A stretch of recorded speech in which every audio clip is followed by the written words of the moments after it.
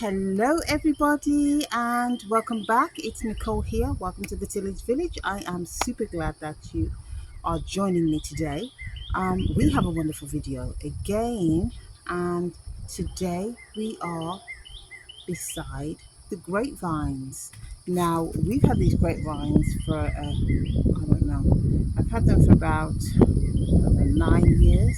It's quite breezy today, so if you see it wobbling a little bit, that's the breeze. So I've had the grapevines for about maybe 9 years, and they've been producing, I'd say, for about 5 years. So I'm going to show you what I do with my grapevines each year to get them to produce.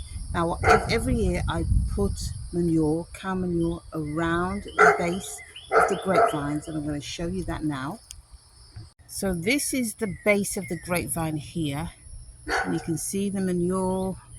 It's mixed in with mulch, some chicken manure, cow manure. It's all mixed in, and every year this is just piled all around. We pile it all around the base of the grapevines, and we just leave it. Now I'm going to show you what I do with my grapevines, because they started really, the vine started growing, I'd say about a month. Ezekiel, about,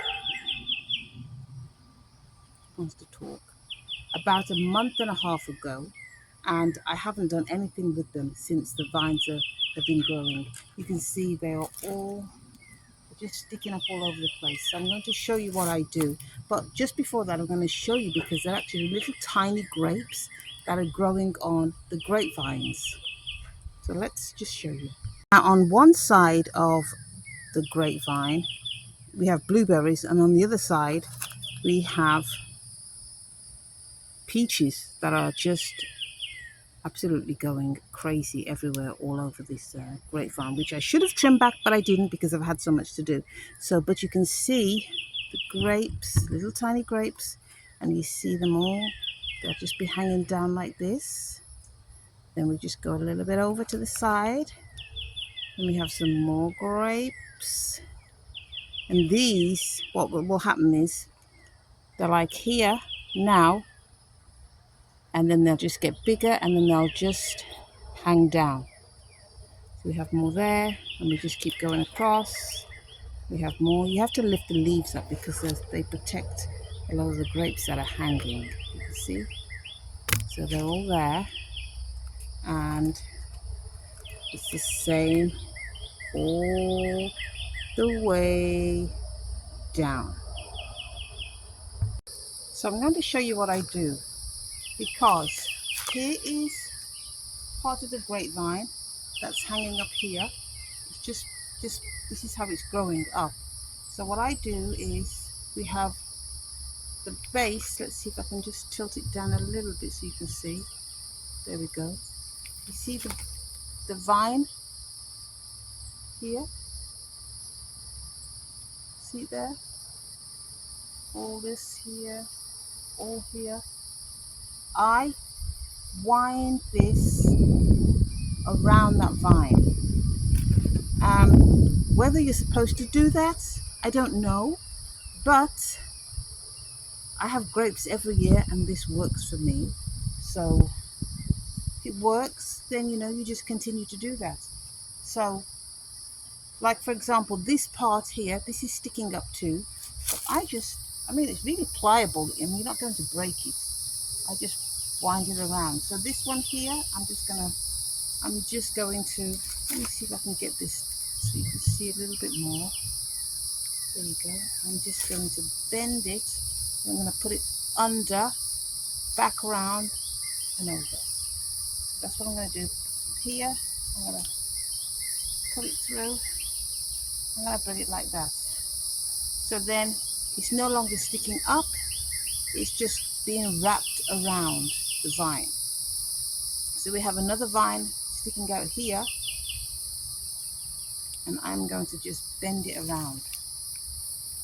As long as it's bent around something, It is good because there's little tiny tendrils at the base here, and they like to grab onto something. So I just wrap it around there, and then it grows. And then as the year goes, excuse me, the branches, they get thick, the vines, they get thicker and thicker, and they just wrap around. And normally I would spray this, but there has been very little things that have been attacking this grapevine. I don't know whether that's because we had a really cold winter and it was a long winter, but it appears to be doing very well. So we're going to carry on further down and keep doing that with the vines. Now normally what would happen, bring it back up, the previous years we had a lot of squirrels, but because we've had cats, we have some cats now, they haven't touched any of these. They haven't been around. I've seen maybe two squirrels, that's it. But the cats are keeping like the squirrels down and everything like that. So that's wonderful for us and wonderful if you want to grow food. But I do have a little partiality to the birds that are coming to eat eat the blueberries that are here. Because if you just look here, let me see if I can show you. Let me see. We have a lot of blueberries. I don't know whether you can see all those. No, maybe not. On one side we have all the blueberries, and on the other side we have all the peaches. Let's see if you can see the peaches up there. You see all the peaches in the peach tree? But let's not get distracted with blueberries and peaches. We're here for the grapes. So we have some more here, and this one too. So this is just sticking out, not doing anything with it. So I'm just going to place it in here. It'll just stay. And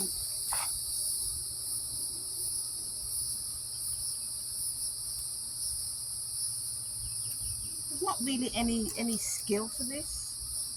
You just have to make sure that there's none just dangling down, because the longer they get and then the grapes start forming on them, they just dangle. So I'm going to show you this one here.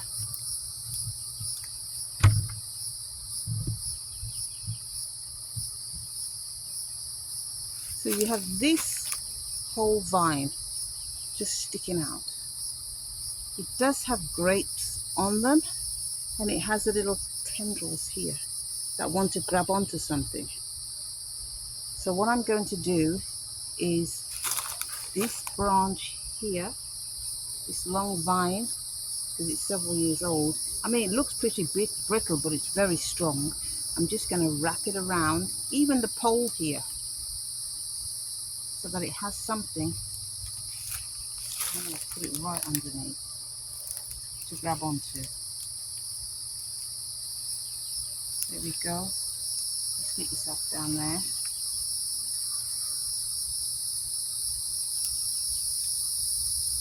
There we go. So we've just wrapped it around. We have a little piece here too. And it's just, there's not really any art to this. You just have to ensure that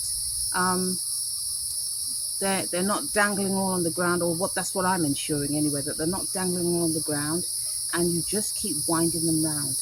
Now what I did is 2 years ago, I did cuttings from these and did another row of grapes. These are muscadine grapes, and I did another cutting of these, and for maybe another 80 foot of grapevines. So and I've noticed that last year they didn't produce, and I don't think it was to do with the fact that there was anything wrong with the vines. I just didn't pay much attention to them.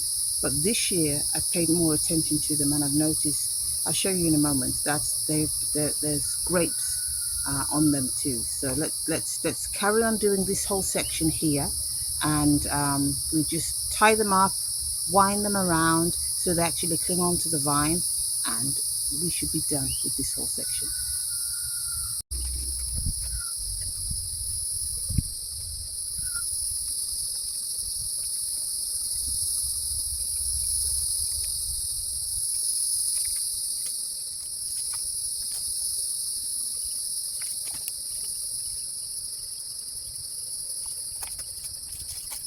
Now we're going to go over to the other section where I have another long vine of grapevines. Some of these are okay. The interesting thing is, last year, even though I didn't pay much attention to this had a lot of disease, a lot of bugs, a lot of insects that affect the grapevine leaves. So this had a lot of issues last year, but surprisingly this year, and I didn't do anything, it sprayed nothing, didn't, just left it. But this year the leaves look really good. I'm going to take you a closer look so you can see. So this grapevine was a cutting from the previous one we've just seen, and you can see we have grapes there, and then we have more here. If we go around the other side, we have some there too. So as far as the leaves, this is actually in very good condition, which I'm very surprised. And there doesn't seem to be any. I mean, I don't know what's eating this, but overall this is in very good condition. So you can see these were maybe, I would say,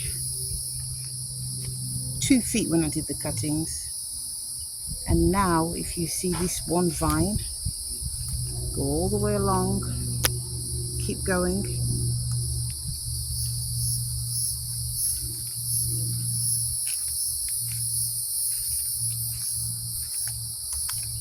and then we have the second vine that's here, also from a cutting. I don't know if there's any grapes under this one. I don't think so. No, not yet. Not yet. We'll just keep going down. So if this produces grapevines, this would be wonderful. That grapevine stopped there. So I'd say that this particular vine is probably oops, I thought someone jumped on me then. About 8 feet. And then the next vine starts here. Normally I would have this standing up like this, but obviously I haven't had time to do that. But the vine looks fine, it looks healthy. Now this vine here, this seems to be struggling a little bit. It's not growing as fast as the others, but you can see here, it does have leaves on, but I think it will take off eventually once it gets established a little bit, but it does have a lot of leaves, so it's looking healthy still. The ones further down, let's show you those. Yeah, so it's this vine here. Now I know this one's going to do well because this has got a lot of leaves and it seems to be wanting just to grow. You can see there's leaves, vines here, and if we even go around, you see them all trying to shoot off in different areas. So once this starts to climb up, like for example this one here on the same is climbing. So once this starts to climb up, what I'll do is I will let this vine, this one here, come up. It'll go up. I'll let it climb up here, And then what I'll try and do then is wrap it around this wire here, and I keep wrapping it around. So then the aim is for it to grow in this direction, going all the way down to the other grapevine. You can see that's growing, and we'll just keep it growing. And as you can see, the vine then is going around, and it's wrapping around underneath the wire. You see the wire there? So we just have it wrapping around there, and you see that I've wrapped it around here, and it'll just continue to grow till it meets the other one, and I'll just continue down. Now if I need a second area, what I will do is I will bring another T-post here, so I have two. So I'll just take, let's say this was growing longer, I'll just bring it over here. Then we have the grapevine, and then it's just winding around on the second T-post with the wire. Now I know a lot of people don't tend to purchase bare root cuttings, you know, like the rootstocks for grapevines, but that's how I got these. I got them, they were maybe, I remember them being maybe a foot long, foot and a half, not more than 2 feet. And I looked around to get the best one, and I just, you know, soaked them in water first, and then planted them in the ground, and these have taken off really, really well. So it is worth the time, it's worth the effort to actually to buy the grapevines, even though it's a long progress. You're going to have to wait at least maybe 2 years for them to produce and get a harvest. But if you start now, you could 2 years time you can have a harvest of grapes, and this produces an abundance of grapes. I would say this is probably 60 feet. This is maybe 60 feet long, 50, 60 feet long, and this is double. So we have a lot of grapes here. I see a squirrel back over there. Keep going. Go on. We don't like them to get any bad grapes. Birds I'm fine, but squirrels no. So this one here is double, and I haven't even gone at the back yet to actually try and plant some of these off. But once we harvest the grapes, we just leave it. I mean, we harvest the majority of the grapes off this, and then the rest we just leave for the birds. You know, there's a few there, then we leave them for them, because you see them flying by and like swooping in and getting some of the grapes. So that's fine.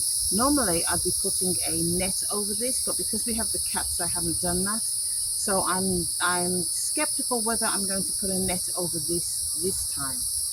But other than that, we should have hopefully, Lord willing, we should have a really good harvest of grapes. And if I make sure I take care of the second grapevine, we should do really well. So until then, goodbye for now. Try and grow something, put time and effort into it, and you will get a bountiful harvest. Bye for now. Till next time. Bye.